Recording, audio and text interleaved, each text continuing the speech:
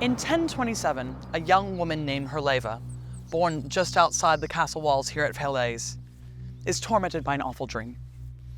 A tree bursts from her stomach.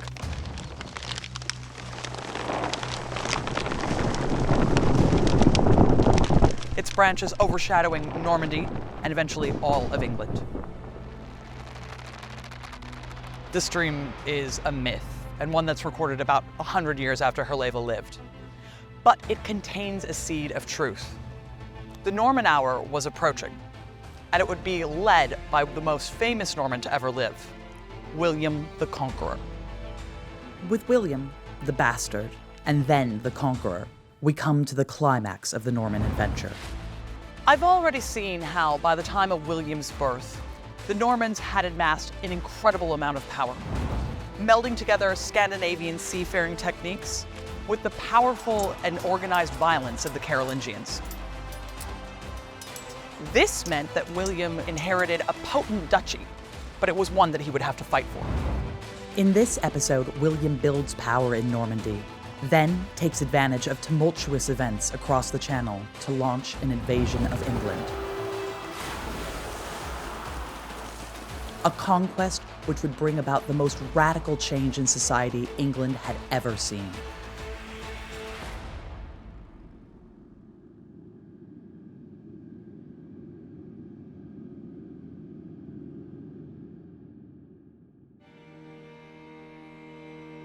William's father, Robert the Magnificent, was sixth in a line of Norman dukes, which had begun with Rollo the Viking. Robert came to rule the duchy in 1027. He had a taste for adventure. His thirst for spiritual inspiration led him to pilgrimage in the Holy Land. But he died in Jerusalem aged just 25 in around 1043. He'd left the duchy in a disastrous state, and his young heir, William the Bastard, was immediately in danger.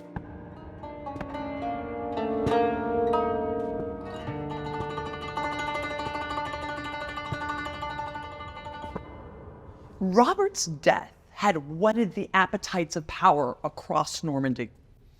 And this meant that William had a very precarious childhood. He comes into power very young. We think about 7 years old. And as a result, he's put under the governance of several tutors. Now, I say several tutors because being William's guardian was an incredibly dangerous job. And 3 in total are killed while trying to look after him. This is so incredibly violent that several myths spring up about it, including that he's hustled out of castles in the middle of the night, dressed as a commoner, and sleeps in peasants' houses, only to have a tutor killed in the same bed. Young William sheltered from jealous rivals here at Falaise Castle. I'm meeting historian Matias Deliss. So for a young child, 7, 8, to see that his own tutors would be killed before him would have a traumatic effect on his psyche, and it probably made him grow up much faster than he would have. It sort of desensitized him in a way, but he also had a keen sense of recapturing things that had been taken away from him, because he spent his childhood basically seeing other people taking things that belonged to him. And so, the name the Conqueror. But we could also call him William the Recapturer, because he spent much of his life recapturing what had been taken away from him.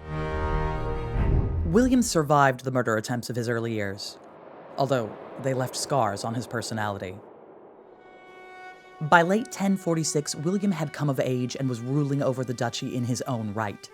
In that year, several of his opponents joined forces, led by Guy of Burgundy, and plotted to remove the young duke from power. They attempted to capture William in the middle of the night at Valognes. The story goes that a jester warned William of the attack. He galloped at top speed throughout the night to take refuge back at his birthplace at Falaise. And he was able to successfully escape his assassins.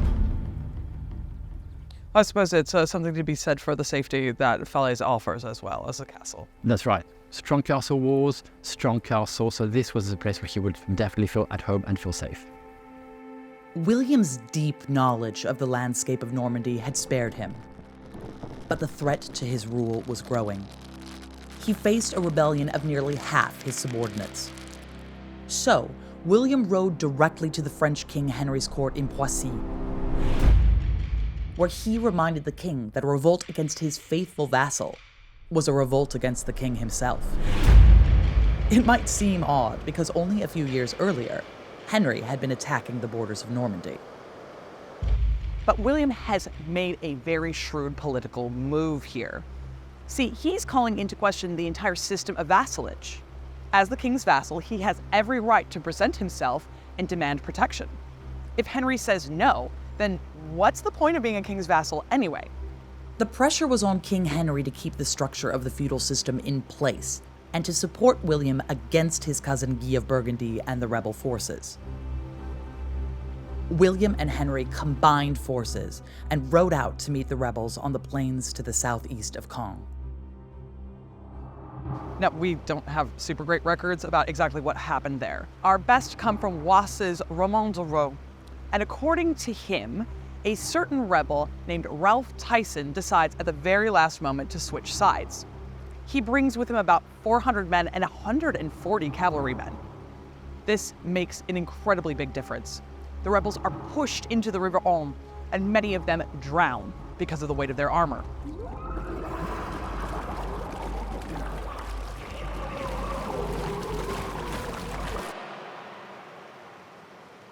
William and Henry then go on to hunt down the rebels, capturing many of them, while a few get away. And this marks a huge difference in the trajectory of William's career. For the next few years, he'll spend his time hunting down various rebels and securing his borders. Even 3 years later, in 1050, he besieges the castle of Guy of Burgundy, taking the castle and exiling Guy. We learn a little bit about William's personality here. This is a guy who can hold grudges. If he thinks that you have wronged him, he will hunt you down, and he very well might win. The Battle of Valais-Dun was not the end of William's struggle to gain the upper hand over his nobility. Continuous warfare raged on. But William had learned how to combine diplomacy with military strategy. The battle was a key turning point in tightening his grip over Normandy. William was now strong enough to turn his attention outwards and annex land nearby. Passy was the last new territory to be added to the duchy. In the process, William besieged the strategically important castle of Alençon. His brutal actions there were an infamous example of William's increasing ruthlessness. The castle at Alençon had sided with William's enemy, the Count of Anjou, and as a result, William felt the need to attack it. When he showed up, however, the people inside decided they were going to antagonize him slightly. Legend has it that they hung skins out over the top and beat them, saying, "We want the skin of the tanner, we want the skin of the tanner," which is allegedly a reference to William's grandfather's humble origins. Rather than scaring him off, this enrages William. He took the castle and apparently cut the hands and feet off those who had been taunting him. The entire story might be an exaggeration, playing up on William's humble origins. The violence is fairly believable, though. William had secured Normandy's borders. Now, he looked to secure the future of his dynasty through marriage. His chosen wife was Matilda of Flanders from the other great territory in northern France. She was also of royal blood through her mother Adela. In the city of Caen stands the magnificent abbey Matilda founded in the heart of Normandy. There's actually evidence to suggest that William and Matilda were a love match. First off is that William got to pick whoever he wanted to marry. Super odd for someone in his position of power, but his father was dead and his mother didn't really have any power of her own. And he wanted Matilda. Secondly, we don't have any evidence that William had a concubine, and that's really, really odd, both for Normans and medieval rulers more generally at the time. So if he doesn't have any pieces on the side, he probably really likes his wife. The third piece of evidence is this building itself, because it was built in penance because the Pope insisted that William and Matilda shouldn't marry, and they did it anyway. You see, William and Matilda's marriage took place at a time when the papacy was increasingly trying to insist that it got to decide who was married. And this is incredibly new. Usually, royalty and nobility just married whoever they wanted to. But increasingly, as time went on, the papacy wanted to ensure that they were involved. Usually so that they could swing their own power around and also stop powerful couples from getting married if they felt like they shouldn't. A marriage alliance between Normandy and Flanders would make William very powerful. So there might be people, for example, the German emperor, who are like, not so sure this is a good idea, or other people in France, all right, well, this is going to set up somebody who's very powerful already, make him more powerful. Is there some way we can stop this marriage? So Pope Leo IX says that William and Matilda can't marry because they are fifth cousins. And also, more nebulously, at one point in time, William's father had been betrothed to Matilda's mother, but nothing ever came of it. So technically, they couldn't get married because of consanguinity, or the idea that they were too closely related. But fifth cousins get married all the time. The meeting of two incredibly rich and powerful areas is too much too soon for Pope Leo. So he steps in. But despite the challenges from the papacy, William and Matilda married in 1051. They then fell out of favor with the church. By the time Pope Leo IX dies and Pope Nicholas II comes in, they see an opportunity to reconcile with the papacy. As part of that, Pope Nicholas II says that they can create 2 abbeys, and as a result, that will get them right with God. See, the monks and nuns in abbeys can pray for your soul, and that will help get rid of any sins that you've committed. William followed Matilda's lead and also built a huge abbey in Caen, the Abbey aux Hommes. Founding the 2 abbeys in the same Norman city served several purposes, not least to restore relations with the papacy. But William and Matilda were also acting out of faith. Both, particularly William's very pious, we know, and Matilda also. They think, well, we need to be above suspicion.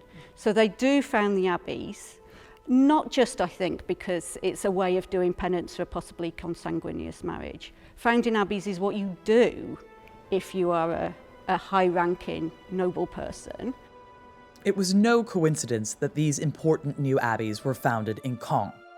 William wanted an outpost of power in Lower Normandy, strategically crucial to face any rebellions by his noblemen. He set about making the new town of Caen the second city of his duchy. Wow!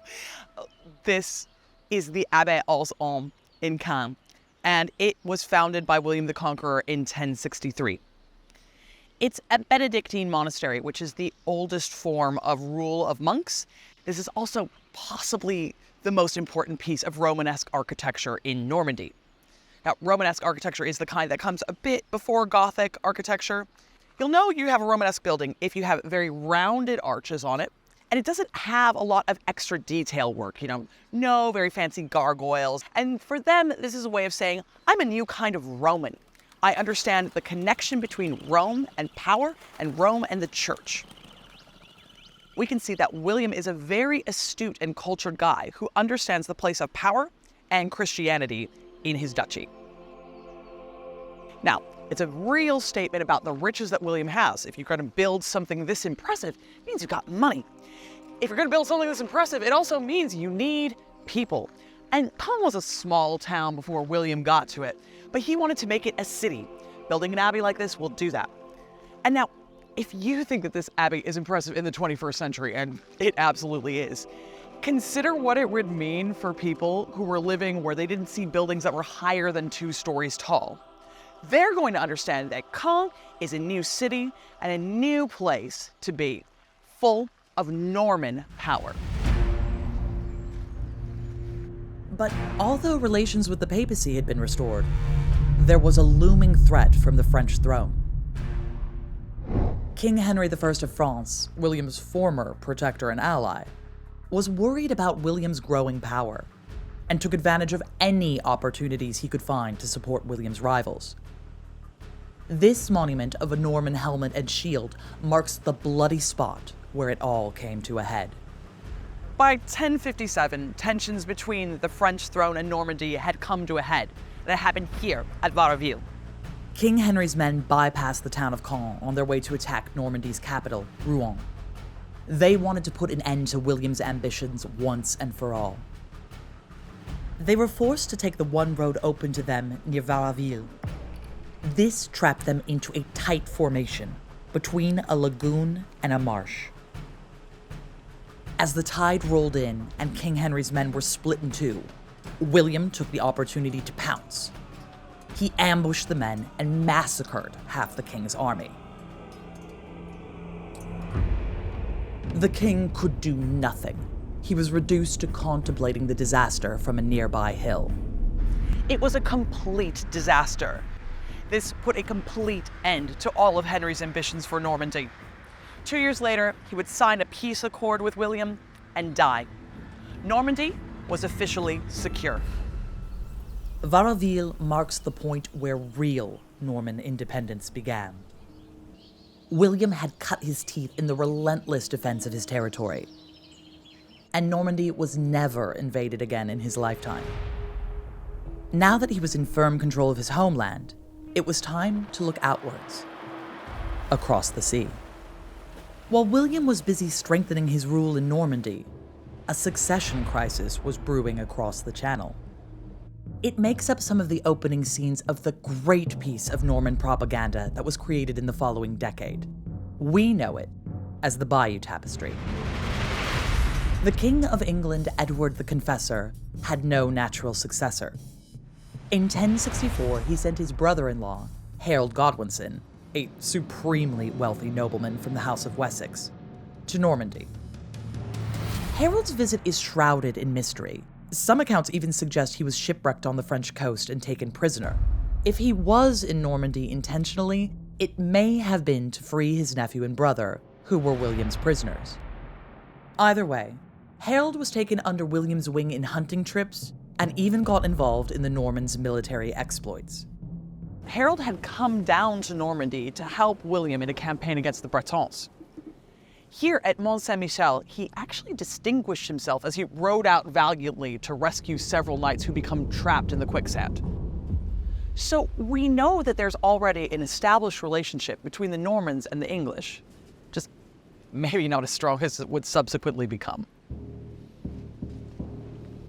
On January 5th, 1066, the elderly Edward the Confessor died, sparking one of the bloodiest periods in English history. Edward's closest living heir, his great-nephew Edgar the Atheling, was just 14 years old and ill-prepared.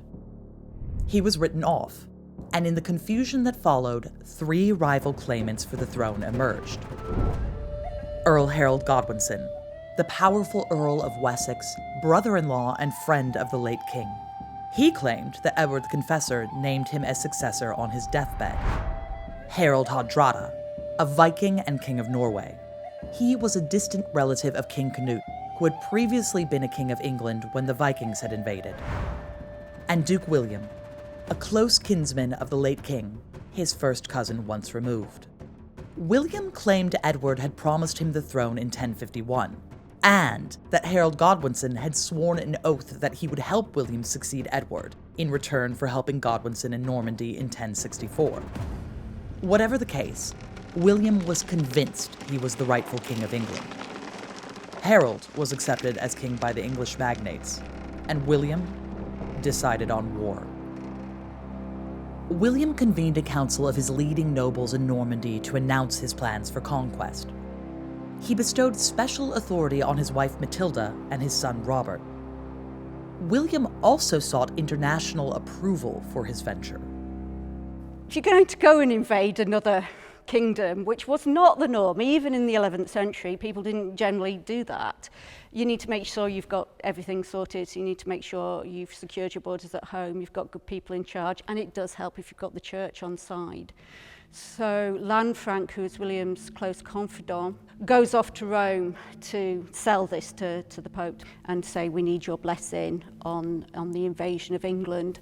And one of the ways they're able to do that is because the incumbent Archbishop of Canterbury, Stigand, is very problematic. He's been excommunicated by several popes, so they can sell it as a way of saying, well, you know, we'll invade and we can also clean up the English church. Throughout the summer of 1066, William built up his army. Meanwhile, Norwegian King Harald Hardrada was launching his own invasion of England. 200 Viking longboats sailed on the northeast coast of England and descended on York. At the same time, William's army took their time preparing to leave Normandy and get their southern invasion of England started. There was a huge delay before William set out across the English Channel. And there's a couple of theories as to why. According to William of Poitiers, it was due to unfavorable winds, and as you can see, yes, Normandy does have some of those, but a month of them is perhaps a bit much. Which gives rise to another theory, and that is one of cunning. You see, the delay also kind of adds up to about how long we would expect a messenger to take to get from Harald Hardrada in the north down here to Normandy to William. And William might have thought he would just wait it out and see how long Harold was going to be distracted in the north of England before he set out. Either way, timing is incredibly crucial to success in England. Across the Channel, King Harold and his men made the long journey from London to Yorkshire. On the 25th of September 1066, the English army faced up to the invading Norwegian force at the Battle of Stamford Bridge. After a bloody battle, Hardrada and most of his army was killed. Harold Godwinson had come out on top, but he had no time to cherish victory.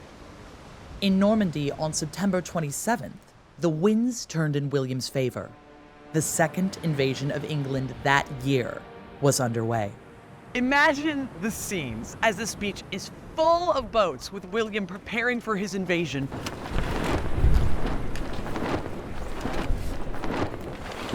But what would have been really weird was the number of horses that you would see here.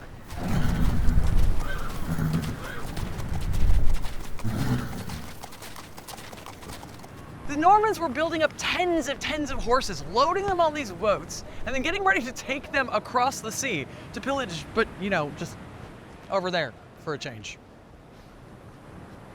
William embarked his army and set sail.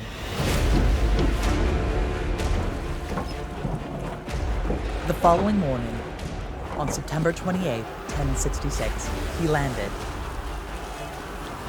took the unresisting towns of Pevensey and Hastings, and began to organize a bridgehead, complete with a quick-build castle. The Normans rarely went anywhere without building a fortress. Harold raced south with his exhausted troops. Battle was about to commence. Now, we all know the outcome of the Battle of Hastings, the battle that gave England its most famous date. But this wasn't just a battle. It was a momentous turning point in European history.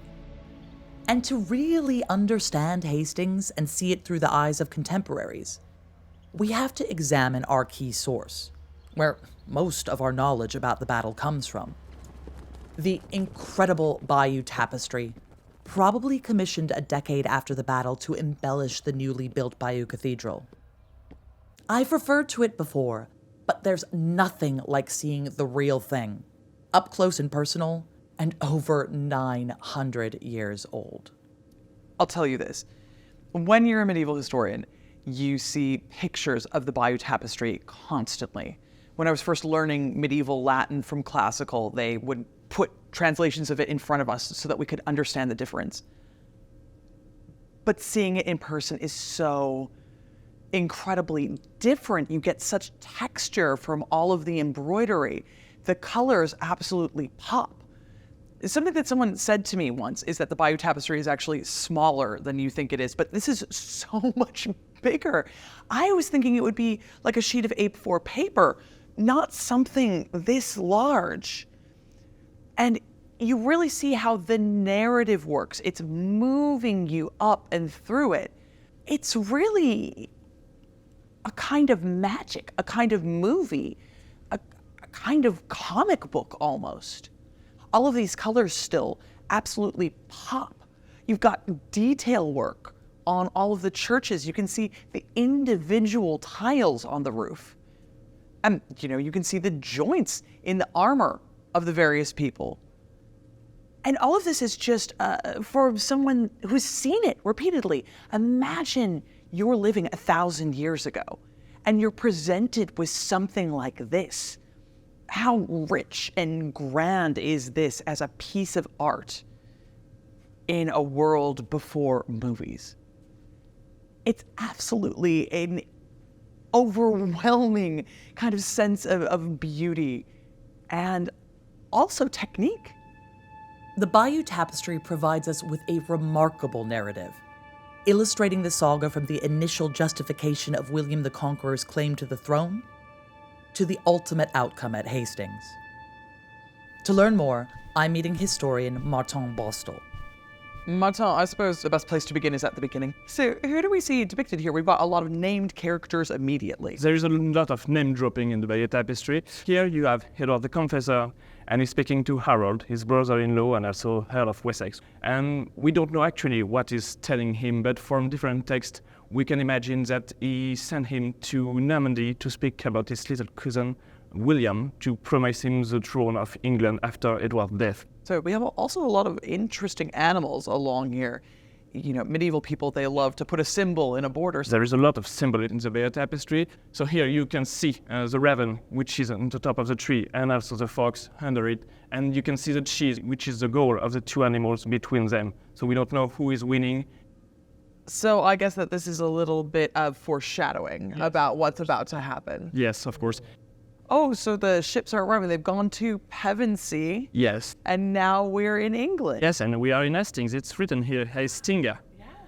And you have to imagine at the time that the Norman was invaders and they was not very kind to the different people living in the south of England. They took animals, killing them for feeding the army, and you can see them taking up like maybe a pig, I don't know, and here an ox. Actually, the tapestry is kind of smart about it because they don't show murder. Soon after dawn on the 14th of October, Harold arranged his forces. On the English side, 8,000 soldiers stretched for half a mile, tired from defeating Harold's forces at Stamford Bridge. William ranged his army to the south, also numbering 8,000. His Norman troops were in the center, probably with the Bretons to the west and the French to the east. The battle happened here on Senlac Hill in Sussex. Harold and the English on the upper ground, William and the Normans attacking from below. But the real evidence for what took place is on the tapestry. The battle was about to begin. See, we're finally actually entering battle. Yes, battle is preparing here. So it's going to be a bloody, bloody battle during all day. Here you can see the first charge of the Normand against the Saxon, which are depicted only in foot. On foot, They didn't use horses at the time for battle, only for travel. What I'm really struck by in terms of seeing this is how much movement there is when you see it. So it really comes alive. It doesn't seem like a static piece. It really feels almost like a movie or something as you move along. There's a real surge of movement, and it's mainly using colors to show the different elements, like a horse have legs from different color, showing the depth of the iconography. So one of the things that I've noticed here is that now that we're in battle, we've lost our animals of the bottom border, and instead we have scenes from the battle. And here it seems things are getting pretty decisive. We've got people with their heads cut off. Here we have corpses whose armor is being looted. So it seems like the tide is really turning here. Yes, the tide is turning here. And from the first attack of the battle, there is no animal on the lower border, only the victim of the battle, to show what a bloody mess it was at the time. The battle raged on all day.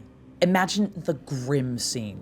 The hillside slippery with blood and littered with bodies, arrows, and broken weapons. The fear of the surviving combatants, and the commanders shouting to rally their exhausted forces. With the autumn daylight fading, the Normans made one final effort to take the ridge. By that time, Harold's two brothers and other English commanders were almost certainly dead. Then came the decisive moment. And here we are arrived nearly at the end of the battle in the famous scene where Harold is going to be killed, and it's kind of a mystery of its own. In the construction of the scene, you can saw just before the death of Harold that there is a character holding a stick with an animal, which is a wyvern, which was at the time the symbol of the House of Wessex. And just before, the wyvern is on the ground and is stepped on by a horse, so it can indicate the end of the House of Essex itself, just before the death of Harold. So what's particular about the scene of the death of Harold is that we are not actually sure which character it's referred here, because you can see one of those characters which seems to have an arrow in the eye. But just after, you can see a character which is sliced on the knee, which is the version of the death of Harold. So we don't know which of those characters are Harold, and maybe it's both two versions of the death, depending of what was said at the time. Maybe he was struck by an arrow, then sliced by a Norman knight. At a time when such conquests were often decided within 1 hour, 9 hours of grueling conflict were needed to settle this battle. The tapestry depicts this day as the crucial moment of the Norman Conquest of England, the heroic scene when a worthy foe was beaten into the ground. But the reality was far different.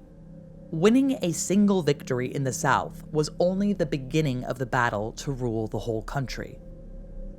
The Bayeux Tapestry portrays the whole lengthy conquest project as a single God-given triumph decided on the battlefield. It was pure spin.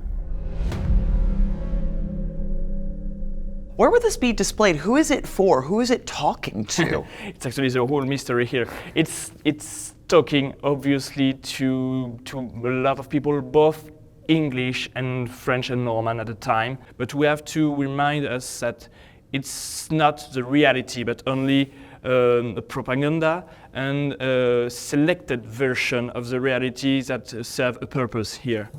The Battle of Hastings was only the start of a massive upheaval.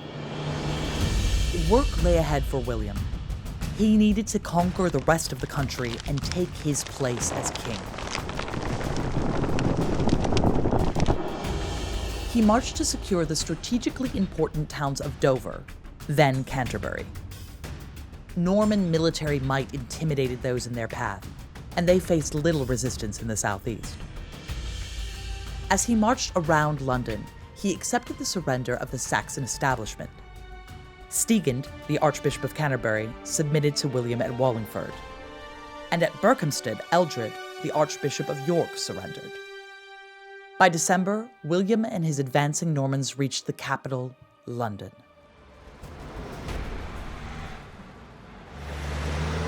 It was here on Christmas Day, 1066, that William the Conqueror is the first king ever crowned inside the beautiful Westminster Abbey. And his coronation was a truly multicultural affair. You had the Old English barons proclaiming the entire ceremony in Old English. At the same time, it was being translated into Norman French by William's parties. But because it was a multicultural affair, there was also a slight cultural misunderstanding. When the English went out to sing the praises of their new king and gave a clamorous yell, the Normans outside thought their new king was under attack. So in retaliation, they began to burn all of the houses around Westminster Abbey down. This made smoke blow into the abbey. And then everyone inside thought the new king was under attack. So they all rush out into the street. Riots start. There's fighting everywhere. Only William is left inside with the clergy shaking as he's finally crowned king. It's an incredibly interesting portrait of William, because usually we're led to see him as this all-powerful conqueror who comes and takes what is his. But here we see him as an incredibly vulnerable, frightened man. And it shows us that while William may have conquered, he still had a long way to go if he wanted to rule.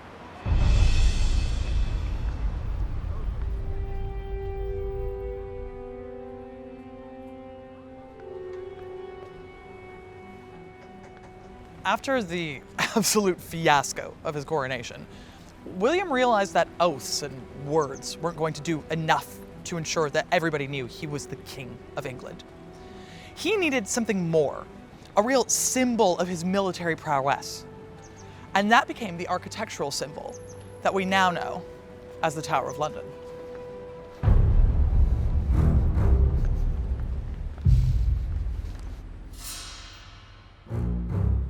Look at the White Tower. It's absolutely dominating when you come and stand underneath it. But think about how much more threatening it would have been in the 11th century. And that's kind of the point. This isn't just a building. It's an actual military threat to the people of London. And I assure you, they would have felt it. This was the tallest building in London for quite some time. In the same way, this tower makes me feel small now. It dominated the skyline of London and loomed over the psyche of every single English person who was just trying to live day to day in their own capital. But this reveals a little bit something about their position. The White Tower isn't just a way of dominating the skyline and threatening everyone. It also shows they feel really unsafe, and they're worried that the English might at any moment rise against them, and they will need somewhere to retreat. We've already seen in Caen how William loved building in stone. Well, he liked it so much, he wanted to import not just the architecture from Normandy, but the building materials too. For me, the most exciting part of the Tower of London is these stones. They were actually imported all the way from Caen by William, and it's a physical link between his capitals there in Normandy and here in London. We call it Caen stone, and you can see it's really chunky. They're part of the balustrading that would have kept the original keep safe. And you can just imagine the stubbornness of loading these rocks onto ships to bring here in order to say this is now a part of Normandy. So these stones are still here, but the Tower of London wasn't originally a stone edifice. It started out as being wooden. And it's not until 1078, according to the Textus Ranulphus, that the stone fortifications began. They were overseen by the Bishop of Rochester, Gundulf, who was a Norman, so could be trusted with these kind of things. And you will notice that it's not just the stones from Caen that link it to Normandy, it's the architecture itself. This looks a lot like the Abbaye aux Alpes. You see these wonderful Romanesque rounded arches over all the windows, and the incredibly simple towers at the sides. It means that William is here as much as he is in Normandy, because we have Norman buildings for Norman rulers. I've come to Rochester Castle, another one of the Norman power bases established early on after the conquest to control the local population. Places like Rochester Castle embedded the Normans in England and enabled William to get back to the continent. Just 3 months after William's Christmas coronation, he was confident enough to return to Normandy. But to make sure he maintains control in England, he does a couple of things. First, he takes noble hostages. They go back to Normandy, they're treated very well, but it's very clear that they're under his control. It's a vague threat. He also leaves Normans in positions of power. Here in Rochester, that's the Bishop Gundulf. He's both overseeing construction at the Tower of London and here. All right, so if what William wants from England is a bunch of money and then to go back to Normandy and build abbeys, what's in it for all the Normans who stay here? The answer is it's also kind of Norman to stay here. They are a warrior culture, and their loyalty is predicated on getting land when they take over somewhere. You can't do that back in France anymore. William needs to stay in good with the king, but you can do it in England. So say you're a Norman without any lands or titles, you can get them here in England. It's better to be rich and in England than back in France with no money. In replacing the English landowning elite and the church elite with his Norman supporters, William embedded a new nobility, whose names, language, and impact would echo throughout the following centuries. Norman castles, huge hulks of stone built to dominate, would change the landscape of England. Nothing like this kind of architecture had existed in England before, so the Normans were at their most distinctive here. I'm meeting historian Mark Morris to understand the roles of castles in conquest. So Mark, here we are in Rochester. There's this incredible Norman castle here. Obviously, they want to secure this area. What makes Rochester so important? Well, it's its position on the River Medway. Since time immemorial, this has been an absolutely crucial crossing point and a crucial point that you want to defend.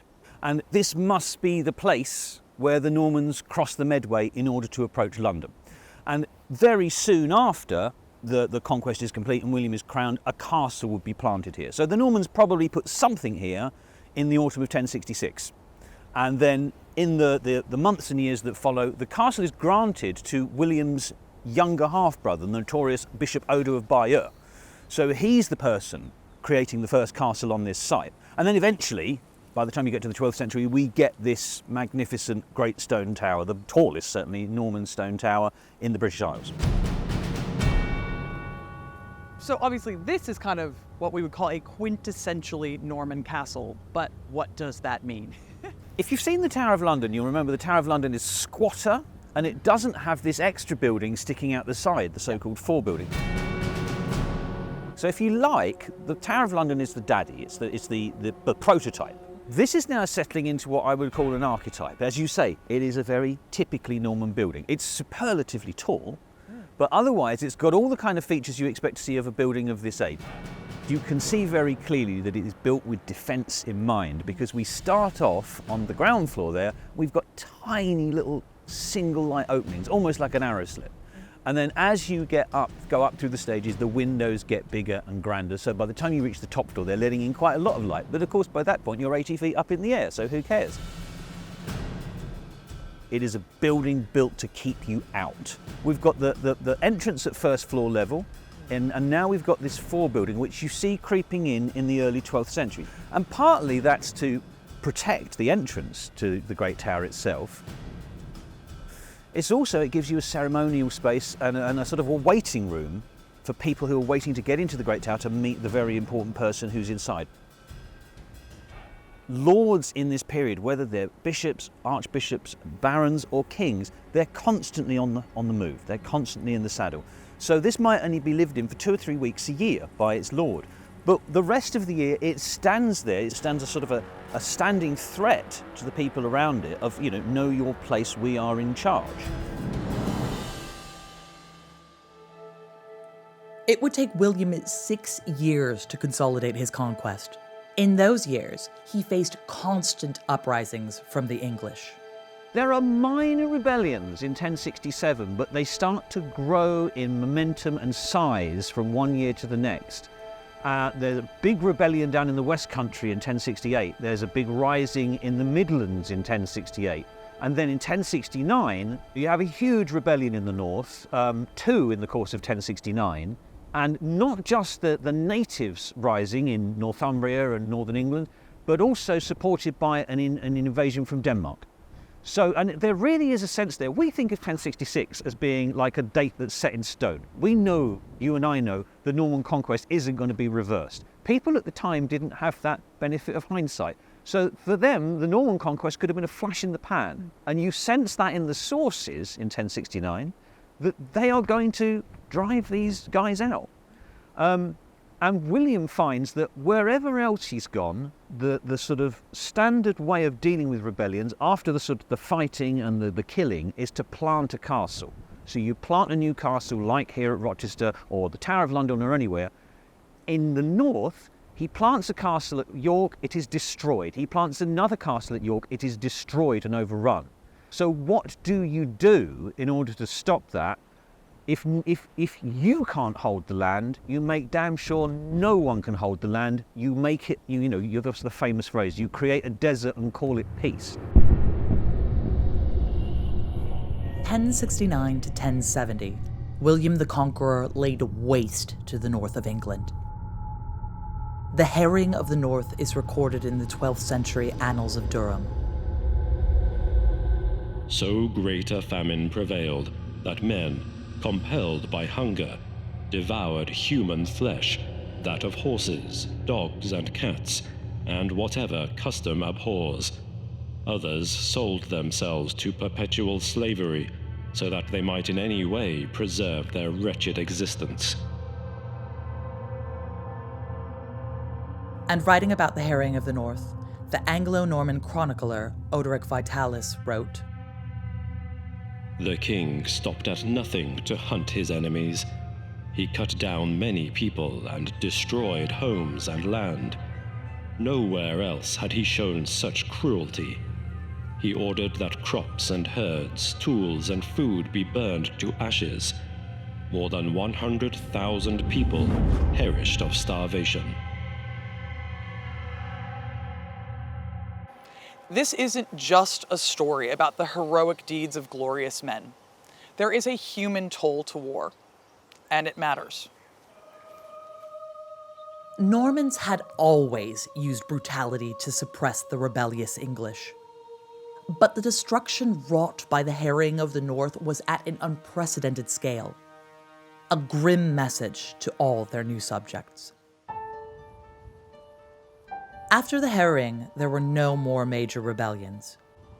By the 1080s, conquest was secure enough for William to set about on a project to investigate and record the potential wealth of his new kingdom. I've come to the National Archives to see the result of this unmatched administrative project, the 2-volume Domesday Book of 1086. The National Archives look after the original book, nearly 1,000 years old. But to get into the details, I'm looking at a facsimile copy with curator Jess Nelson. Okay, so let me start you off with a huge question for a huge book. Exactly what is Domesday? I mean, that is a big question because inevitably it's for several different things, but we need to see it in the context of William the Conqueror's conquered kingdom. So it's a survey of lands and landholding in his conquered kingdom, which he was able to use to see how much tax could potentially be levied on that kingdom. The town of Ripon in North Yorkshire is an example of how detailed information about the wealth and resources of the land were recorded. In Ripon of St. Wilfrid's League, there could be 10 ploughs. Archbishop Eldred held this manor. Now, Archbishop Thomas has in his demesnes 2 ploughs and 1 mill, 1 fishery rendering, 8 villeins and 10 borders having 6 ploughs. There are 10 acres of meadow and scrubland. In recording who's holding the land and the resources of the land, he's also recording, in effect, his conquest and consolidating his status as the king. He was very keen to emphasize his legitimacy. He didn't, I don't think, necessarily see himself as a conqueror. He saw himself as the heir. And by writing this all down, by enshrining the kind of new structures of society, the Norman elite, himself and his family and his tenants-in-chief, the men, mostly men, some women who hold lands from him, he's enshrining those new structures of society. He's really making a statement about his power and about his status as of the king of this kingdom. But it's also a sort of a presentation document. I think he wants people to almost revere it. It mentions that the natives, so the English, call it Doomsday as in reference to Doomsday as the Day of Judgment, because it kind of records everything and there can be no appeal against it, just like there will be no appeal against the Day of Judgment. So it's obvious that even in its own time, Domesday had a really significant reputation. It wasn't a document that was put together and then kind of faded away. It always had this austere and important and reverential reputation. Well, one thing that I think is quite interesting to talk about, though, in terms of this sort of representing what it is that William intends to do with the kingdom, this is sort of reflected in the way that everything is itemized here, because it's not just that it's saying, oh, this is the entries for Kent.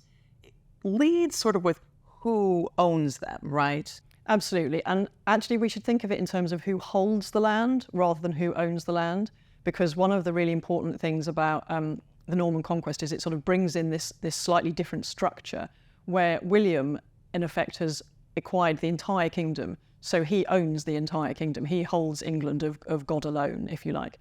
And everybody who holds land elsewhere in England ultimately holds it of him. And as part of that, it also kind of positions him as a kind of rightful new King of England, right? Because it gives us not just the snapshot of time when Domesday was created, but before then as well. The survey itself, there was a sort of set of questions that were asked about each of the manors, but it doesn't ask just about how it is now when the survey is taking place. It asks the questions about what the situation was in the time of King Edward, that's Edward the Confessor, and then at the time that it was re-granted, which is effectively at the time of the conquest, and then now, which is at the time of the survey. And it records all those details, but it just records them as the time of King Edward, and then it might use a term like afterwards, and then now. And it never ever refers to the conquest. And that's one of the most fascinating things about it, that even though William is, of course, a new king, virtually all the tenants-in-chief are new men, as I say, in some cases women. They're continental, almost all of them. Very, very few of the Anglo-Saxon tenants-in-chief survive. But it doesn't refer to that at all. If Domesday was your only piece of evidence for England at that time, you wouldn't know there had been a conquest. So do you have any nice little bits of colour that we find in the Domesday Book? One of the other great things about Domesday is it records the customs in the boroughs, which were sort of the urban centres. So here we've got Chester, and down here it's talking about the consequences for brewing bad beer. And it mentions that if those people who were found guilty of brewing bad beer have to have a trip on on what is literally translated as the dung stool. So I assume that they're being kind of sat on a stool and dipped in poo. Wow. So that is so interesting to me, because I'm really obsessed with the way that we talk about who brews bad beer, because it's how we find out about women all the time in the Middle Ages, because one, they're brewing beer, and then two, they get in trouble if it's done badly. But I've never heard of that before. Very, very common to put a woman on a chair and have everyone come by and yell at her for brewing bad beer. But in Chester, they're going above and beyond. They absolutely are. Women also appear in Domesday entries as landholders. There are far fewer women landholders in Domesday, but there are still a sizable number. There are around 20 female tenants-in-chief compared to perhaps a couple of hundred male tenants-in-chief. So it's certainly a minority. But you do get women landholders. I think in most situations where women hold land as part of their family, they hold it often as widows. Sometimes they hold lands which they've been granted by their husbands for their support during their marriages. I think we shouldn't just assume, because there aren't all that many women mentioned in Domesday, that women had no power. It doesn't tell us everything. Another typical entry of the Domesday Book is the village of Hadlow in Kent. So we've got Richard of Tunbridge holds Hadlow of the Bishop. So that's Odo of Bayeux, who was also Earl of Kent. And then it talks, as I say, about how much it's worth in terms of its taxable worth. It talks about the land, for how many ploughshares there are, the different types of men that work on the lands. It also mentions that there are 10 slaves. So these are the sort of peasants who are very much totally at the bottom of the social scale, who have no resources of their own and very few rights. And then it tells us in the time of King Edward and after, and now it was worth £30. So it's been worth £30, which is a sizable amount of money since before the conquest. And, if you live in Hadlow now, you could read that, and it mentions the church, which still stands. So there's actually some really tangible elements which are still there today. Look at this absolutely sweet and wonderful Saxon church. Looks nothing like any of the Norman architecture we've seen so far. Very small windows, very chunky construction. And that's because it was built in the 10th century, which makes it and Hadlow incredibly remarkable, because not many churches survive in the Norman Conquest. Hadlow, before the Norman Conquest, was a pretty sizable place, and we know in the Domesday Book that it had about 72 houses. That's a pretty sizable settlement. Very interestingly, though, the person that all this land was taken from was actually a woman. But before you go thinking that this is kind of like story of a feminist wronged, that woman held a lot of enslaved people. And this is one of the big changes that Normans bring in. Old English nobles were very happy to enslave people. But Normans, because they are consummate Christians, don't think it's a great idea for Christians to be enslaving Christians. And it's a practice that they abolish. So it's a kind of swings and roundabout situation. On the one hand, you have land taken off of local women and given to foreign men. But on the other hand, well, there's a lot of women who were enslaved, who were freed as a result of this, in addition, of course, to the men and children. And these are the kind of interesting stories that you have to dig through the data of the Domesday Book to get. There's humans behind those numbers. As the Domesday Survey was compiled in England, William was back on the continent. Once again, he was drawn into conflict with the Franks, leading a counter-offensive against King Philip's annexation of outlying Normandy territory. He goes to Vexin to address these skirmishes at the border. It's there that William receives a wound which eventually ends up killing him. William died in Rouen early in the morning of September 9th, 1087, at the age of 59, having ruled England for 21 years and Normandy for 31 more, ever since he had inherited the duchy aged 7. When William died, the wealthier nobles and knights in attendance immediately left to protect their property across Normandy. They knew the Conqueror's death would lead to uncertainty and upheaval across the duchy. Those household servants who stayed behind, says Odoric, seized the arms, vessels, clothing, linen, and all the royal furnishings, and hurried away, leaving the king's body almost naked on the floor of the house. It was decided that William's body would be taken to Caen and buried in the church in the Abbaye aux Almes. It fell to a common knight to make the burial arrangements. When it came time to bury William's heavy body, it was discovered that the stone sarcophagus had been made too short. There was an attempt to force the bloated corpse, and, says Odoric, the swollen bowels burst, and an intolerable stench assailed the nostrils of the bystanders and the whole crowd. The smell could not be masked, and the rites were hurriedly concluded. It might be a bit surprising now to people that a king of England would choose to be buried in Normandy, but this tells us a lot about life in the 11th century. See, for William, he's a Norman first and foremost. That's what his life was about. If he can get power overseas, that's fantastic. However, Normandy is an incredibly rich and important place. This is where he wants to be connected to. Sure, it's great to be the king of England, but he is the Duke of Normandy, and this is where he wants to be buried. So being buried here really says Normandy is actually the place that the family is focusing on. The division of land in William's inheritance also reflects this. His oldest son, Robert, receives Normandy, and his younger son, William Rufus, receives England. Robert and William then, like any good Norman, immediately start to fight each other over each other's land. It's a really Norman sickness. Within this system, your subordinates expect land in return for fighting for you. And this means that boundaries constantly have to be expanded. This always results in violence. Normandy would continue to be of huge importance even further down the line of the Anglo-Norman dynasty. So-called kings of England continued to have their body parts buried in the great religious houses of Normandy, long after William the Conqueror set the trend. I'm in Rouen Cathedral, and this is the tomb of Richard the Lionheart. And this is very, very interesting for our purposes because it shows you that even 200 years after the conquest of England, English kings still thought of themselves as Norman. This is where Richard the Lionheart's heart is buried. And it shows us that he really thinks of himself as a Norman. Sure, he's the king of England, and he would absolutely tell you that. But he spent way more time in Normandy over the course of his lifetime than he ever did back in his home shores. So if you asked Richard the Lionheart, he would absolutely tell you that he was the king of England. But he was also a Norman, and he identified with that so much that this is where he wanted to be buried.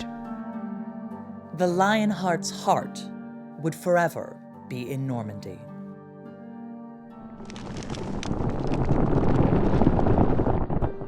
The Normans had arrived in England and with them brought language, culture, and a new way of doing things. They imposed a new aristocracy, savagely cutting down opposition, and built scores of castles and cathedrals to intimidate and control. This was medieval shock and awe. They've kept historians busy ever since. From my point of view, the Norman conquest is the biggest change that England ever undergoes, because what happens as a result of the Norman conquest is the ruling class is swept clean away. And I don't just mean the king and the earls and the barons, I mean right down to the level of local lordship. 9 times out of 10, when you go into a village or a manor, the person in charge is a foreigner speaking a different language with utterly different, alien ideas about the way society should be regulated. That's the driver of change. The fact that you have the entire ruling class that takes over speaks French and they are ruling a bunch of people who speak English, that means you get this crazy mashup that we today call modern English. Had that not happened, you and I would be speaking something nowadays that sounds a lot more like modern Flemish. So you get obviously castles, you get, this brand new architectural style, Romanesque. Every major church is ripped down and rebuilt in this new style. You get changes in attitude towards human life, so slavery starts to wane after the conquest. Chivalry comes in. The Anglo-Saxons have been very happy to murder each other, over dinner. The Normans, for all their viciousness on the battlefield and in war, they didn't do that, so you get a chivalrous society. You might say all of these things would have happened anyway. England would have become part of the kind of European mainstream, and this change would have happened gradually. What makes the Norman conquest so important and so exciting is it just happens overnight because of that replacement of the ruling class. Exploring the Normans is a wild ride into some dark corners of history. And some brilliant creations. How marine marauders settled, became formidable rulers, carved out a corner of what's now France, and then struck out and won themselves a kingdom, building a monumental place in history. The Normans were exceptional conquerors. But military prowess isn't enough. Conquering doesn't give you the ability to settle. And that's why even more impressive was their ability to adapt. So much so that here at the Tower of London, these crowds of tourists are not here to see Norman history. They would tell you they were here to see the history of Britain. These Viking conquerors came to settle. So much so that today, you might not even realize they'd been here in the first place.